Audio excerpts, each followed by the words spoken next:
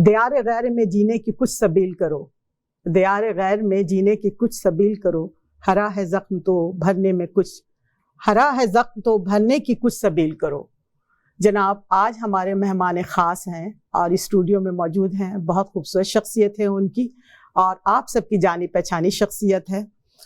और आपके वालिद जनाब हमायत अली शायर भी पाकिस्तान के एक बहुत बड़े शायर थे और बुलंद अकबाल साहब आज हमारे दरमियान हैं, मैं इनको खुश आमदीद कहती हूँ। बहुत शुक्रिया आपका। आपके मैं देख रही थी कि काफ़ी कारनामे हैं, तो उन पे अगर रोशनी मुख्तसर भी मैं डालूं तो काफ़ी टाइम लगेगा, लेकिन मैंने बहुत मुख्तसर करके आपके बारे में कुछ लिखा है कि आपके वालिद जनाब हमायत अली शायर पाकिस्तान के एक मायनाज शायर थे और बहुत बड़े शायर थे, अदीब थे और फिल्म साज, नगमा निगार, ड्रामा निगार, और ये एक इल्मी शख्सियत थी उनकी, पूरी दुनिया में जाने और पहचाने जाने वाले।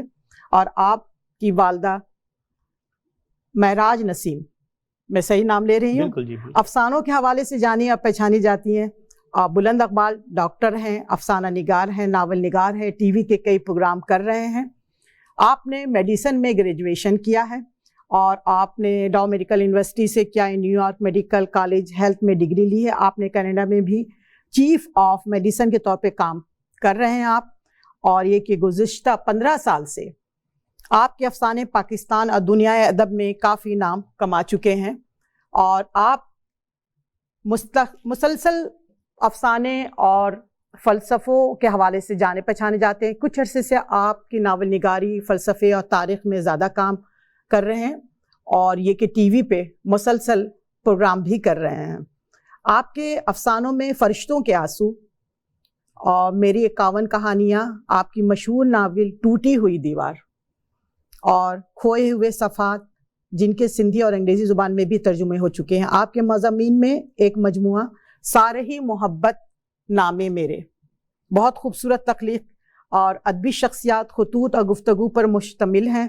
आपके नावल्स के अंग्रेज़ी तराजुम अमेरिका और कनाडा के कम व बेश तमाम बुक स्टोर पर दस्तयाब हैं। इसके अलावा आपने कनाडा के कई चैनल पर भी सियासत, अदब, फ़लसफ़े और तारीख़ पर रोशनी डाली है और ये कि बहुत खूबसूरत शख्सियत है। आज मैं उनको स्टूडियो में देखकर बहुत खुश हुई हूँ, क्योंकि ऐसे लोगों को पकड़ना बड़ा मुश्किल हो जाता है और मेरी यही कोशिश थी कि मैं कभी इनका इंटरव्यू अपने चैनल से करूं, तो ये आज हमारी खुशनसीबी है और आज को बहुत बहुत शुक्रिया कि आज मौजूद हैं। नहीं, शुक्रिया तो मैं अदा करूंगा आपका कि आपने मुझे इतनी इज्जत अफजाई फरमाई मेरी, और सच्ची बात तो ये है कि इतना डिटेल में तारुफ की जरूरत नहीं थी, काम तो बहुत थोड़ा सा है। आपने बहुत ज़्यादा मुझे बहुत बहुत शुक्रिया आपका। आपकी कई किताबें आ चुकी हैं, तो आप कहते हैं कि आप फ़लसफ़े पे ज़्यादा आपने ज़ोर दिया है, अदबी मौजू को ज़्यादा चढ़ा, ख़ासतौर पे मगरबी दुनिया में ईसा अलैहिस्सलाम के दौर को, और ये सारी किताबें जो आ चुकी हैं। अब तक कितनी किताबें आपके आ चुकी हैं? जी, अब तक लगभग 6 किताबें आ गई हैं। अच्छा। 2 तो नावल हैं, जैसे कि आपने फरमाया, टूटी हुई दीवार और खोए हुए सफ़ात। 2 अफसानों के मजमूए आए। पहला फरिश्ते के आंसू आया था। वो इमीडिएटली 2001 के बाद के 4-5 सालों में लिखा था। उस जमाने मैंने नया नया लिखना शुरू किया था, अम्मी की डेथ हो गई थी। ऑल दी वे मेरे अंदर एक खासा टूट फूट का अमल कहूँगा मैं चल रहा था, और बनने समझने का भी कहूँगा अमल चल रहा था। जी, क्योंकि ये माओ की तरबियत इसी तरह की होती है, बेशक, कि वो जब आपकी जिंदगी से निकल जाती हैं तो भी आपको अलग तरीके से संवार जाती हैं। वो आपको टूटने नहीं देती। तो कुछ ऐसा ही मेरे साथ शायद होता चला गया और मैं अपने गम पहले तो कुछ नज़मों में लिखने की कोशिश करता रहा, मगर फिर ग्रेजुअली मुझे एहसास हुआ कि ये मेरा मैदान नहीं है, ये तो खुदा की दी वदियत होती है, तो वो मेरे नसीब में नहीं थी। मगर किसी हद तक मेरे अंदर क्रिएटिव जीन जरूर थी, जो मेरा ख्याल है मेरे वालिद से मुझे वो उस पूरे ब्रेकडाउन में, जब मैं अपनी माँ के, अम्मी के जो सानेहा से गुजरा, क्योंकि वो सानेहा वाकई ऐसा था जो मैं एक्सपेक्ट नहीं कर रहा था और सडनली होता चला गया था। और मैं बहुत ज़्यादा, जैसे कि तमाम बच्चे होते हैं अपने माँ से अटैच, मैं भी अटैच था। बिल्कुल। तो मेरी ज़िंदगी के 30-32 साल इनिशियली, जैसा कि होता है, graduation, post graduation, fellowship, America आना, अपने आप को तो वो पूरा अरसा एक ज़िंदगी में, जैसे बच्चे होते हैं मेडिसिन में ख्वाब में मुब्तला हैं और कभी भी पीछे पलट कर नहीं देखना है, हंस रहे हैं, खुश हैं, दोस्तों में मगन हैं, और बस और फिर सडनली ये ब्रेक डाउन आ गया और अम्मी चली गई जिंदगी से, और फिर हर चीज टूटती फूटती चली गई। तो फिर मेरे घराना हमारा कोई बहुत ज्यादा मजहबी नहीं है, अब्बू ने खासा खुला रखा है मामला, सेकुलर अंदाज हमारी फैमिली का है पूरा इस जो पस मंजर, और मतलब आजादी है। ये नहीं कहूँगा कि हमारे घर में मजहब भी खूब प्रैक्टिस होता है, अम्मी नमाज पढ़ती थी और बहन भाई भी बहुत से हैं ऐसे जो नमाज वगैरह पढ़ते हैं। मगर मैंने जब थोड़ा बहुत कुरान शरीफ का तर्जुमा पढ़ा इंग्लिश में या उर्दू में, जो भी समझ में आया मुझे, कुछ और चीजें भगवत गीता पढ़ के देखा, कुछ फिलॉसफी के अंदर घुस गया, कुछ मेटाफिजिकल साइंस, ये वो हर चीज मुझे समझ में नहीं आया। ये मौत का जो सिलसिला अचानक तो फिर एक क्रिएटिविटी दूसरी तरफ निकल गई, मैंने राइटिंग शुरू की। तो मेरा 3-4 साल बाद बैक टू द सब्जेक्ट अफसानों का मजमुआ फरिश्ते के आंसू आया।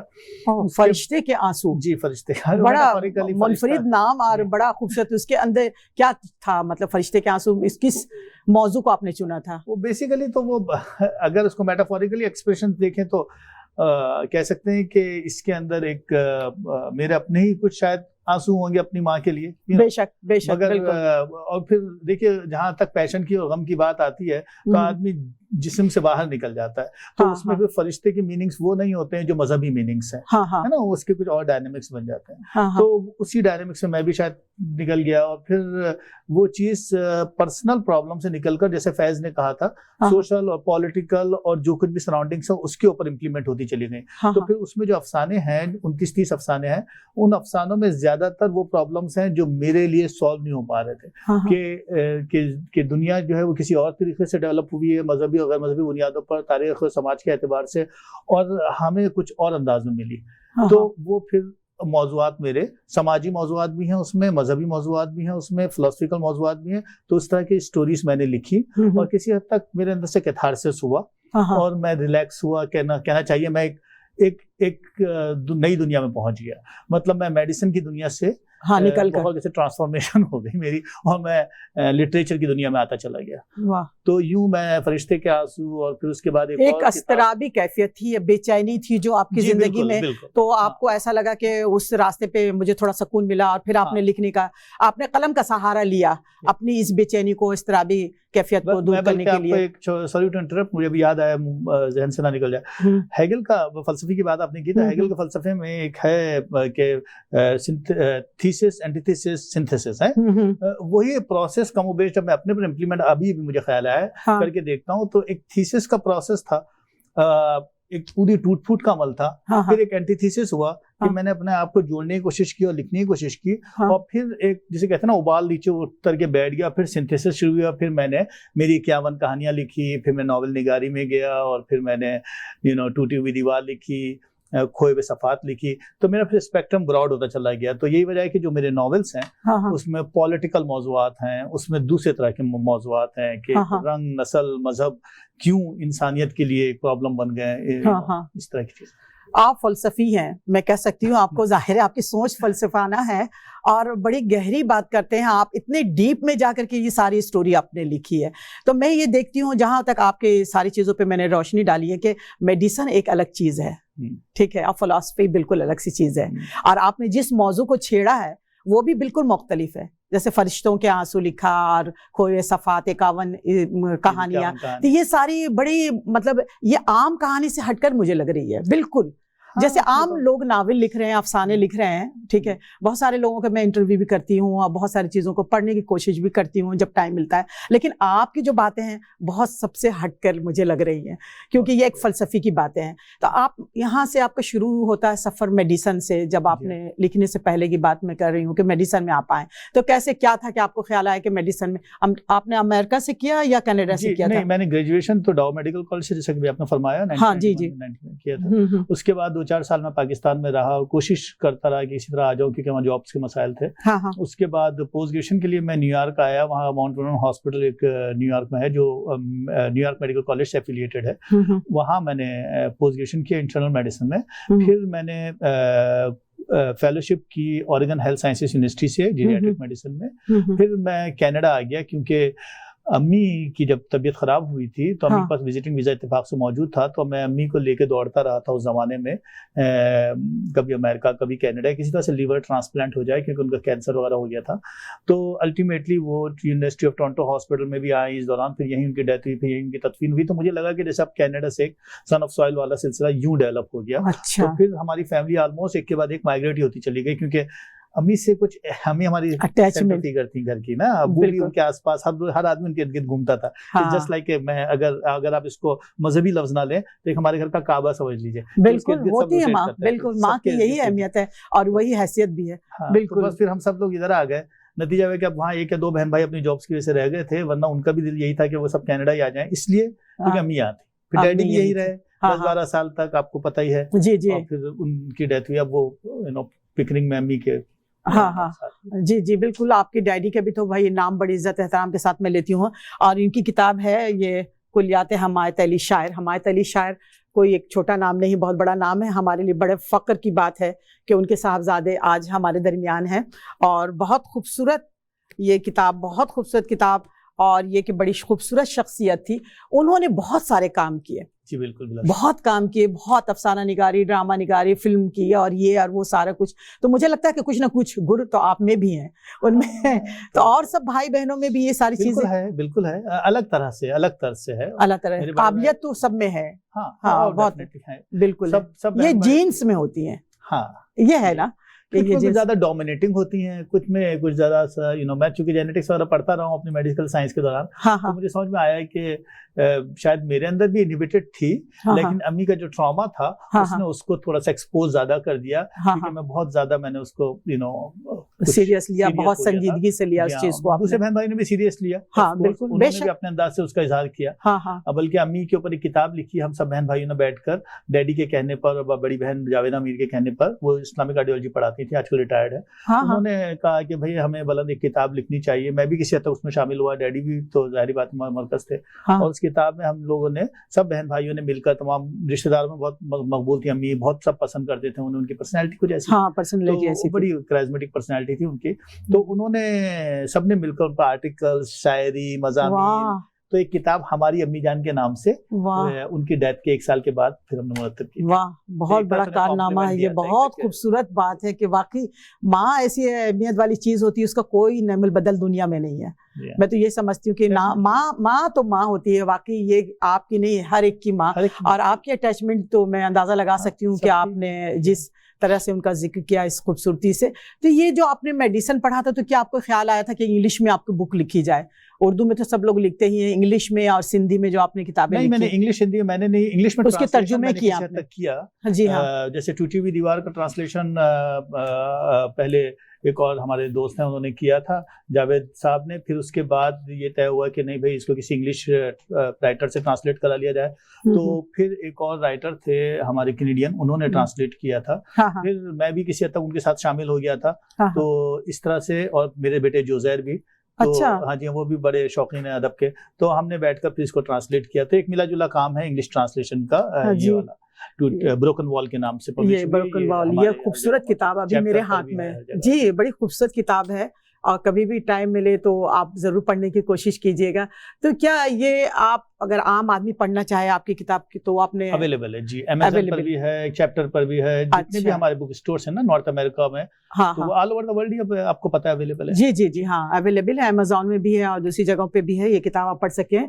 और ये दूसरी जो एक और है आपकी, ये जी मिसिंग पेजेस, ये भी इंग्लिश में ट्रांसलेट, ये हमारे इंडिया में एक होती हैं ट्रांसलेटर, उन्होंने किया था। अच्छा जी हाँ, वो ये उनका काम था, वो चाह रही थी कि मैं करूँ आपकी किताब ट्रांसलेशन। हाँ, मिसिंग पेज, अंजुम नाम है उनका। वाह वाह वाह वाह वाह, बहुत खूबसूरत। लखनऊ ये तो 2 किताबें आपने इंग्लिश में उनके तर्जुमे किए, आपने ट्रांसलेटेड हैं। इसी तरह सिंधी में ट्रांसलेशन हुआ। हैदराबाद में हमारे कुछ एक हैं करम फरमा जुम्मन शाह, उन्होंने जब ये किताबें पढ़ी तो उन्हें अच्छी लगी, तो उन्होंने मुझे कहा कि सर मैं आपके ट्रांसलेट। ये नॉवेल है सर? जी, ये वही है, टूटी हुई दीवार है, और इसका तर्जुमा उन्होंने किया बगल दीवार के नाम। अच्छा, ये सिंधी में। तो क्या सिंधी आपको आती है? नहीं, मुझे नहीं आती, बिल्कुल नहीं आती। लेकिन ये आप देखें कि आपके चाहने वाले, पैदा हुआ हूँ। अच्छा, हाँ, नहीं, आपके चाहने वालों की मोहब्बत है सर। हाँ, बस वो मैं यही कहूंगी कि उसके तर्जुमे इन्होंने, हाँ, बात जाहिर सी बात है कि ये लोगों की चाहत है, मोहब्बत है कि उन्होंने सिंधी जुबान में आपकी किताब की तर्जुमे किए उन्होंने। दीवार फंडामेंटलिज्म पर है, जी हाँ, एक्सट्रीमिज्म पर है, जो पाकिस्तान में आजकल फैला हुआ था पिछले 10-15 सालों से। ये उसके बैकग्राउंड। अच्छा, ये भी सिंधी में? ये सिंधी में जी। ये जो है खोए हुए सफात है, ये भी जमन ने की, जमन शाह ने। वाह, खोए हुए सफात में होते हैं उनकी। जी वाह, बहुत खूब।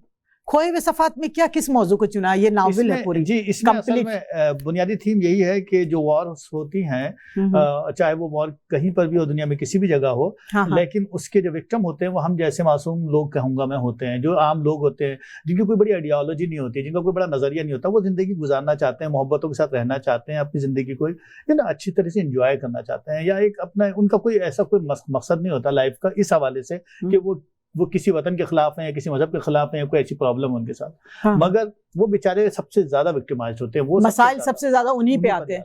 आजमाइश भी बुनियादी असल में मौजू यही है कि जब कभी भी रंग, नस्ल, मजहब के ऊपर जंगें हुई, और चाहे वो सेकंड वर्ल्ड वॉर से, मैंने इसके अंदर पूरे पिछले 50 से 70 साल का अरसा कवर किया है कि सेकंड वर्ल्ड वॉर में जो कुछ भी हुआ था यहूदियों के साथ, उसके असरात सिर्फ वहीं नहीं रुके, बल्कि उसके असरात हमें पूरी दुनिया में फैलते हुए नजर आए। और वो चीज हत्ता के पाकिस्तान तक, जो मेरा मेन जो प्रोटोगनिस्ट कैरेक्टर है, वो असल में एक भागी हुई पोलिश औरत है जो हिटलर के मुजालिम से भागकर कराची में पनाह लेती है। तो फिर यूं मैंने उस सिलसिले को सेकंड वर्ल्ड वॉर से हमारे जो बांग्लादेश के साथ हुआ था मसला, 71 के जो सानिया हुई उसमें, और फलस्तीन, तो ये सारी चीजों को मैंने मिलाने की कोशिश की, बताया कि देखें जंगे किसी भी मौजू पर किसी भी वजह से हो, लेकिन जो बेचारे गरीब लोग जो मरते हैं ना, वो हम जैसे लोग होते हैं, जैसे पॉलिश है या बिल्कुल आम लोग होते हैं। नहीं देखिए ना सर, तो अभी भी तो उनके असरात हैं, अभी भी हैं। आजकल फलस्तीन में, आजकल देखें जो कुछ भी हो रहा है फलस्तीन में, तो आप देखें वो सिलसिला तो इस तरीके से। ये आपकी किताब, ये नई किताब मुझे लग रही है बिल्कुल भी, और ये कि मगरबी अदब अफलातून से माबदियत फ़लसफ़े पोस्ट मॉडर्न आज़मत तक के डॉक्टर मौलाना इकबाल की खूबसूरत किताब है। इस किताब में ये नॉवेल तो नहीं है सर? नहीं, ये मगरबी अदब पर है। ये मगरबी अदब पे, आपने मगरबियत पे ये देखिए, 2000 साल की तारीख है मगरबी अदब की, 2000 साल की तारीख है। हजरत ईसा अलैहिस्सलाम जी, उससे पहले की, हज़रत ईसा अलैहिस्सलाम से 2-2.5 साल पहले से मैंने सिलसिला शुरू किया। ये बहुत खूबसूरत किताब मेरे हाथ में, ये नई किताब है इनकी, बुलंद इकबाल साहब की, और आप लोग जरूर पढ़िएगा, और बहुत मालूमाती किताब है, इसको जरूर पढ़ने चाहिए। मगरबी अदब में जो कुछ भी हुआ 200 साल पहले, उस पर आपने रोशनी डाली। 2-2.5 साल, जी बिल्कुल, उस पर रोशनी डाली है आपने, बहुत खूबसूरत। अच्छा जनाब, ये हैं आपके खोए हुए सफात, ये नॉवेल उर्दू का जो मैंने लिखा था जी। ये भी बड़ी खूबसूरत किताब है, बहुत अच्छी किताब है, बहुत अच्छी किताब है, वाह, जरूर इंशाल्लाह। और ये सर टूटी हुई दीवार, जिसके बारे में भी आपने बताया कि ये सारी चीजें जो थी, ये फंडामेंटलिज्म पर, पाकिस्तान में जो फंडामेंटलिज्म फैली, और उसमें जो जिस तरह से कोल्ड वार का रोल नजर आता है बिटवीन अमेरिकन और चाइनीज और रशियन, सऊदी अरेबियन इन्फ्लुएंस की वजह से पाकिस्तान में जो कुछ डेवलप हुआ जनरल ज़िया साहब के दौर में, जो 10, 12, 15 साल जो हमारी जिंदगी में अज़ाब बनकर आया, और उसने हमारे मुल्क में सारा क्लाशनकोफ कल्चर फैलाया, और जो कुछ भी फंडामेंटलिज्म आया, मजहबी दहशतगर्दी आई, और जिसके साथ अभी तक नजर आ रहे हैं हमें, जिसकी वजह से हमारा मुल्क क्लाइंट स्टेट बनता चला गया। हम अभी उस अलमिया से बाहर नहीं निकले हैं, और ये सारी चीजें हैं। तो इसमें लव स्टोरी भी डाली है मैंने नॉवेल में, ऐसा नहीं कि खाली सियासी और खुश्क मौजू नहीं है, इसमें लव स्टोरी भी है। वाह, बहुत खूबसूरत होना चाहिए वैसा, बहुत खूबसूरत किताब है। और ये कि टाइम का बिल्कुल पता नहीं चलता। मैं जाती हूँ एक छोटे से ब्रेक पे, आप कहीं मत जाइएगा, हमारे साथ हैं बुलंद इकबाल साहब, फिर वापस आकर वहीं से इस सिलसिले को जोड़ती हूँ।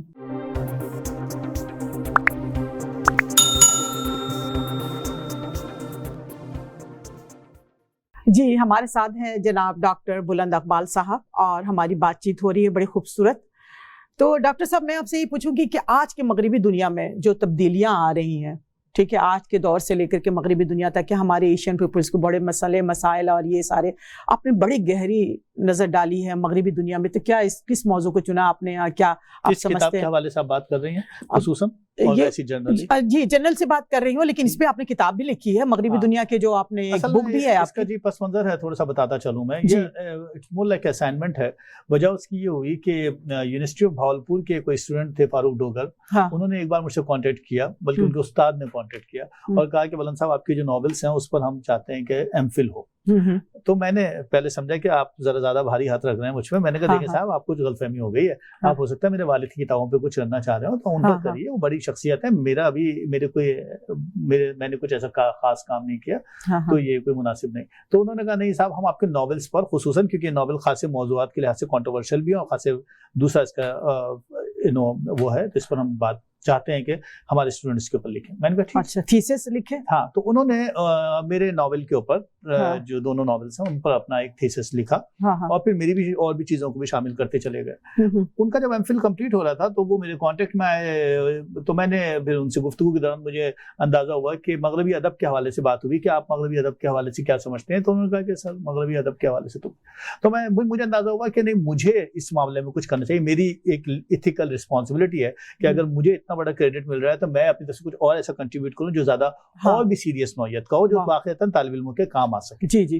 तो ये किताब मैंने इसी हवाले से लिखी थी, अपने पोस्ट मॉडर्निज्म तक जो कुछ भी from the early stage like ancient दौर से लेके अब तक वेस्टर्न लिटरेचर कैसे डेवलप हुआ। हमारी नजर ईस्टर्न लिटरेचर पर तो है, लेकिन वेस्टर्न लिटरेचर किसी हद तक है, मैं कहूँगा ज्यादा तो नहीं जानता मैं, लेकिन वेस्टर्न लिटरेचर पर समझना इसलिए जरूरी है क्योंकि हम जब कभी भी किसी सोसाइटी में आते हैं तो उमूमी तौर पर हम अपने इन जनरल जी जी हाँ अपने कल्चर, तहजीब और सखावत के साथ आते हैं, और फिर मगरिबी दुनिया से हम बहुत ज्यादा उतना ही रहता है, उतना ही रहता है। सर्वाइवल की टैक्टिक्स होती हैं, या फिर हमारी एक जनरेशन तो बल्कि लॉस ही हो जाती है। हाँ, ये बहुत गहरी बात की है आपने।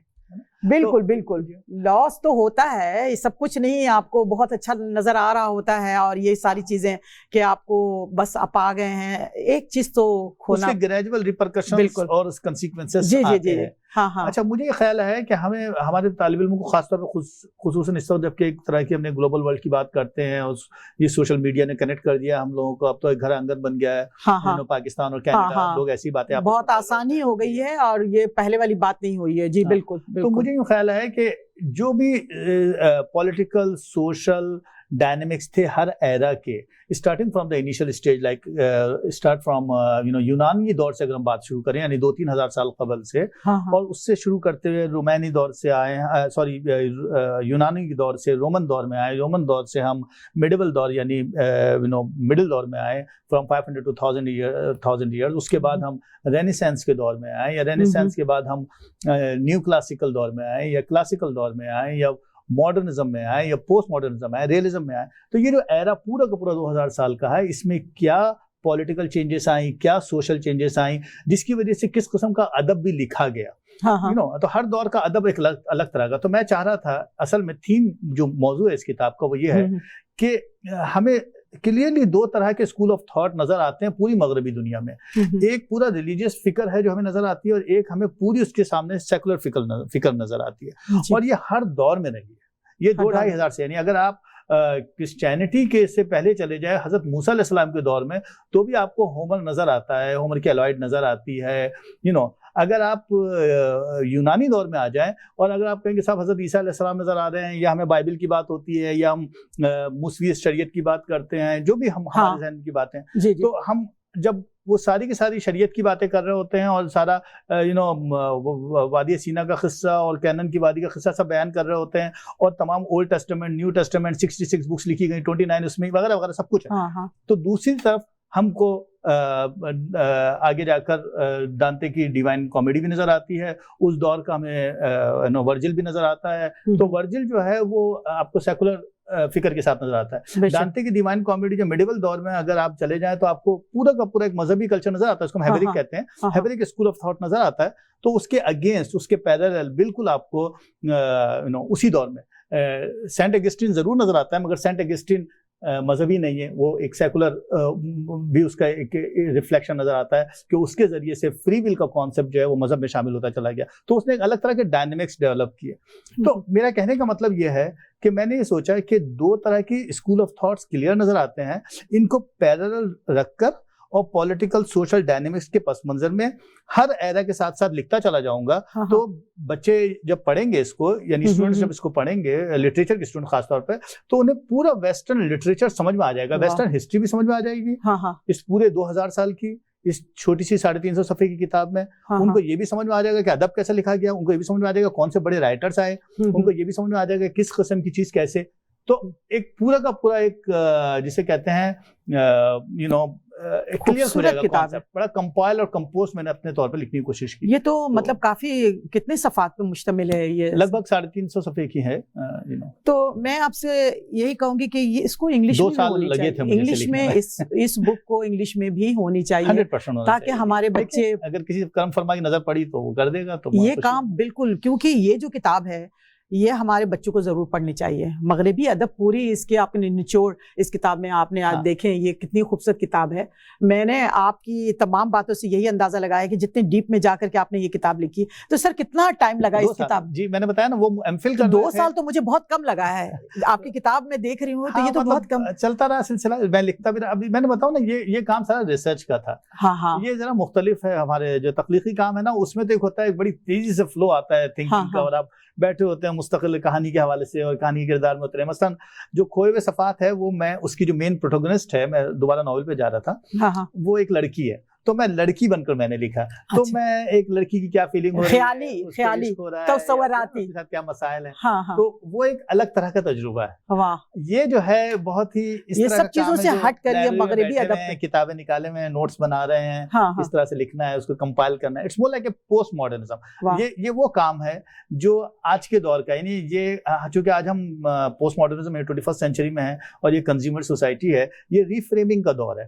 आज का दौर रीफ्रेमिंग का दौर है। आजकल ज्यादातर किताबें ऐसी है क्योंकि इतना लिखा जा चुका है 2000-3000 साल में, इंसानों ने इतना ज्यादा काम कर लिया है, मैं समझता हूँ कि अगर हम उनको रीफ्रेम करके भी अगर कुछ चीज नई डेवलप करते हैं तो भी उसका कुछ ना कुछ आपको असरात पीछे से मिल जाते हैं। बेशक, बिल्कुल ऐसा नहीं है कि कोई चीज नहीं लिखी गई, नहीं लिखी गई, चीज पर लिखा है इंसानों ने, हर मौजू को चुना है, हर मौजू को। लेकिन मैं इससे बड़ी मुतासिर हुई है कि मगरिबी अदब के बारे में आपकी सोच, आपकी, मुझे लगता है कि आप पढ़ते बहुत हैं, जाहिर बगैर पढ़े हुए आपने ये सारी आपकी जो सोच है, और ये बड़ी अच्छी किताब है, इसको जरूर पढ़िएगा। और मुझे लगता है कि इसको इंग्लिश में ज़रूर होनी चाहिए। इसके तर्जुमा जो आपने किया है उर्दू में, इसको इंग्लिश में ज़रूर इस किताब को आनी चाहिए ताकि हमारे बच्चे पढ़ सकें और उससे उन कुछ सीखने का भी मौका मिलेगा। और मगरबी अदब में जो कुछ भी हो रहा है उस दुनिया के बारे में जानने के लिए, तो इस किताब को ज़रूर आप पढ़िएगा। बड़ी खूबसूरत किताब है, अभी मेरे हाथ में है और मैं भी पढ़ने की कोशिश करूँगी। ये आपने बताया कि अमेज़ॉन में भी है? जी, ये अमेज़न अवेलेबल है, अमेज़ॉन में, ये चैप्टर पर भी है। ये तमाम आजकल वहाँ उर्दू किताबें भी आ जाती हैं, अगर आप देखेंगे ना, अगर आप बुलंद इकबाल लिखेंगे BALAND, मैं अपना बता रहा हूँ, आप किसी भी राइटर का नाम लिखिए तो यूजुअली मेरा नाम बहुत स्पेल करते हैं लोग बुलंद BULND, एक्चुअली इट इज बुलंद BA है, BAL। तो वो अगर बुलंद इकबाल लिखें और बुक्स लिखें तो वो आ जाती हैं, मगर वो कमोबेश अब तमाम स्टॉल्स पर हैं, उर्दू में भी है, अंग्रेजी में भी। अच्छा, नहीं अभी आपने उर्दू की बात की, तो अच्छा सर आप ये उर्दू को कहाँ देखते हैं? आपको क्या, आपके ख्याल में क्या कुछ उर्दू कहाँ तक जिंदा रहेगी, हम लोग रख सकते हैं इसको कहाँ तक के? देखिए ये बड़ा अच्छा इल्मी मौजू है। वजह इसकी ये है कि अगर हम अदब के हवाले से देखें या अगर हम सिर्फ जबान की जिसे कहते हैं थ्योरी ऑफ यूटिलाइजेशन देख लें, तो उसका तो ऑल बेस्ड कि वो आप किस दौर में और किस जगह खड़े हुए हैं। कोई भी जबान अपनी यूटिलिटी के लिहाज से बचती है, मेरा ऐसा मानना है। बिल्कुल, अगर हम मॉडर्न दुनिया में शामिल नहीं होंगे और अगर हम मॉडर्न फिक्र के साथ अपनी चीजों को नए अंदाज से नहीं लिखेंगे और शामिल नहीं होंगे विदाउट एनी पैरानोया, तो हम आहिस्ता आहिस्ता डिग्रेड होते रह जाएंगे और बेशक निकल जाएंगे। बिल्कुल, तो ये है प्रॉब्लम उर्दू का भी। हमारे यहाँ प्रॉब्लम ये हुआ कि आप देखिए कि आज तक उर्दू के किसी अदीब की कोई इंटरनेशनल रिकग्निशन नहीं है। ये सब कहने की बातें हैं कि इकबाल को जानते हैं, सब जानते जरूर हैं, लेकिन एक मखसूस हलका जानता है। हमारे यहाँ कभी कोई बुकर प्राइज नहीं मिला, हमारे यहाँ कभी कोई नोबेल प्राइज तो मिला ही नहीं आज तक। ये पहली बार अभी इस लड़की को मिला है, हैन कैंग को, जो इस साल का नोबेल प्राइज जो हमारी साउथ कोरिया की है। मगर हमारे तो वहाँ पे कभी लिटरेचर का नोबेल प्राइज नहीं मिला। वजह उसकी क्या थी? क्योंकि उर्दू लिटरेचर जो है, जैसे देखिए मैंने शेक्सपियर को थोड़ा बहुत पढ़ा, मैंने उनकी जूलियस सीजर ये वो थोड़ी हैमलेट ये वो देखी, फिर मैंने गालिब को पढ़ा। मेरा दिल कर रहा था कि मैं सोचूं कि यार नहीं तो दो मतजाद चीज थी, दो मतजाद चीजें, बिल्कुल दो मतजाद चीजें थी। ड्रामे हैं, मैं मानता हूँ, लेकिन चले आप शायरी की बात करते हैं, आप शैली को पढ़ लीजिए, थोड़ा बहुत देख लीजिए, आप कीट्स को देख लीजिए। मैं ये नहीं कह रहा कि वो छोटे खत के लोग हैं, बहुत अजीम लोग हैं। हाँ बेशक, लेकिन हमारे पास एक अलग तरह का फलसफा मिलता है, एक अलग तरह की एक उपज मिलती है, एक अलग तरह की गहराई मिलती है, लेकिन ना तो वो प्रॉपर कभी ट्रांसलेट हुआ, ना तो कभी वो इंटरनेशनली प्रेजेंट किया गया जिस तमीज से उसको प्रेजेंट करना चाहिए था, और ना ही कभी भी हमारे राइटर्स को वो उन हर अदब जो होता है वो अपनी सोसाइटी को रिफ्लेक्ट करता है, अपनी तहजीब को रिफ्लेक्ट करता है, मैं मानता हूँ इस बात को। लेकिन बहरहाल कुछ ना कुछ नया तो होना ही चाहिए ना, कुछ ना कुछ ऐसी चीजें जो पैरेलल ग्राउंड पे सामने आनी चाहिए। हमारे बहुत बड़ा दिमाग है, बहुत बड़ा दिमाग। तो सर आपको कभी अगर मौका मिला तो क्या इस पे आप रोशनी डालेंगे, आप पे कुछ लिखेंगे उर्दू अदब पे? मैं तो कभी उर्दू के हवाले से ऐसे तो जाहिर है आप बहुत कुछ लिख चुके हैं, हाँ कि कुछ लिखे। लेकिन देखिए अब आजकल मैं एक प्रोग्राम कर रहा हूँ, अगर आप टीवी प्रोग्राम के हवाले से कह रही थी मेरे, तो मैं बुक कॉर्नर कर रहा हूँ एक, ठीक है, कनाडा में। वहां मैं नई नई किताबें जो वेस्ट में लिखी जा रही हैं उस पर बात करते हैं, मैं खुसूसन मॉडर्न दौर की किताब, क्योंकि मैं सोचता हूँ कि मैंने 2-2,500 की तो लिख दी ना किताबें, क्या अब आपको तासुर तो बन गया कि पीछे क्या हुआ है, क्या हुआ है ना? जी हाँ, बिल्कुल। अब कम से कम हमारे जो बच्चे, हमारी जो नई जनरेशन है, खास तौर पे मैं कहूंगा 2000 के बाद की जो जनरेशन है, मैं उनसे बहुत ऑप्टिमिस्टिक हूँ उनके बारे में, क्योंकि उससे पहले की जो 80 की जनरेशन है वो उसका बड़ा प्रॉब्लम है। वो बहुत ही सिलेंड्रिकल है और बहुत ही उनका थिंकिंग प्रोसेस डेवलप नहीं हो पाया मोहम्मद ज़िया-उल-हक साहब की मसाइल की वजह से। लेकिन 2000 के बाद से जो जनरेशन डेवलप हो रही है, जो सोशल मीडिया के थ्रू कॉन्टेक्ट में आ रही है, जो इस उसका वर्ल्ड का डाइवर्सिटी का हिस्सा बन रही है, वो चेंज आ रही है, वो चेंज आ रहा है।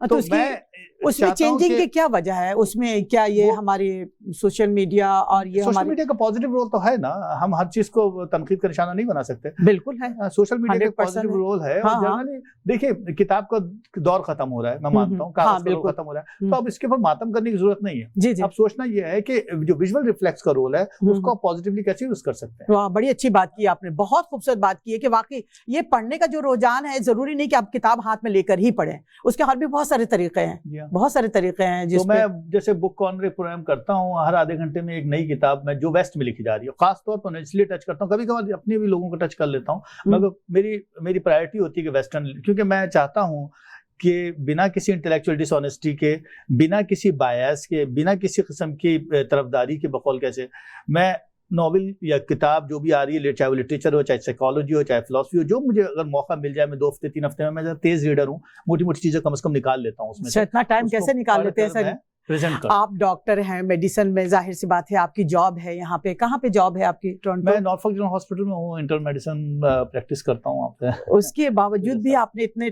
कैसे टाइम को मैनेज करते हैं सर आप? बस वो असल में मैं तो उसमें क्रेडिट अपनी भाई बेगम को दूंगा कि वो मेरा बड़ा ख्याल करती है, शजिया। अच्छा। वो बहुत ख्याल करती हैं। फिर बच्चे भी माशाल्लाह, मेरे बच्चों को भी बड़ा अदब फलसफे का शौक है, मगर मैंने एक माहौल भी घर में ऐसे ही बनाया है कि थोड़ा सा हम लोग फलसफा, अदब ये वो डिस्कस करते रहते हैं आपस में, और मेरी वाइफ इस मामले में बेइंतहा सपोर्टिव है। मुझे उन्होंने बिल्कुल बहुत कैसे मतलब क्या कहूँ मैं ऐसे, आपको इतने सारे अवार्ड से नवाजा गया, थोड़ा सा मुख्तसर बताइएगा, टाइम बड़ी तेजी से गुजरा। अवार्ड और एक्नॉलेजमेंट तो यही है कि जो मुझ पे इस किताब पर जो मेरे नॉवेल्स होते हैं उन पे एमफिल इंडिया में भी और टोरंटो और कनाडा में, यूएसए में आपसे बहुत कुछ थोड़े बहुत लोग मोहब्बत में दे, उसमें नहीं मोहब्बत नहीं, ये बहुत बड़ी बात है कि जनाब आपको। मैं समझता हूँ award is not that important. जी हाँ, मैं कभी भी नहीं चाहूंगा कि मैं जिंदगी में किसी अवार्ड या किसी एक्नॉलेजमेंट या किसी ये बहुत ही मामूली सतही बातें हैं। मैं समझता हूँ कि संजीदगी से कुछ ना कुछ अपने हिस्से का काम थोड़ा बहुत करना चाहिए, और उसको अपना पैशन बनाना चाहिए ताकि जिंदगी का वक्त अच्छा गुजरे। बहुत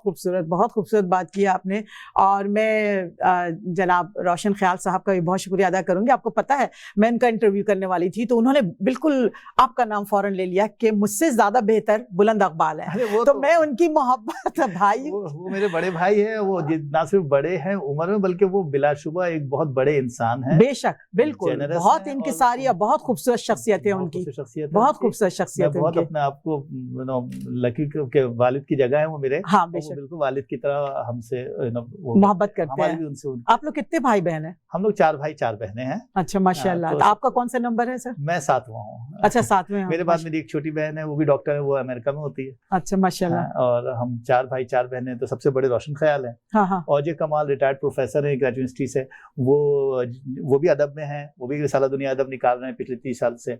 और जुल जमाल जो है वो एयरलाइन में होते हैं यहाँ पे, कनाडा एयरलाइन में, उनका अदब से इतना ताल्लुक नहीं है, वो ज्यादातर अपना एयरलाइन के कामों में रहते हैं, वो बड़े उनका पैशन एयरलाइन है।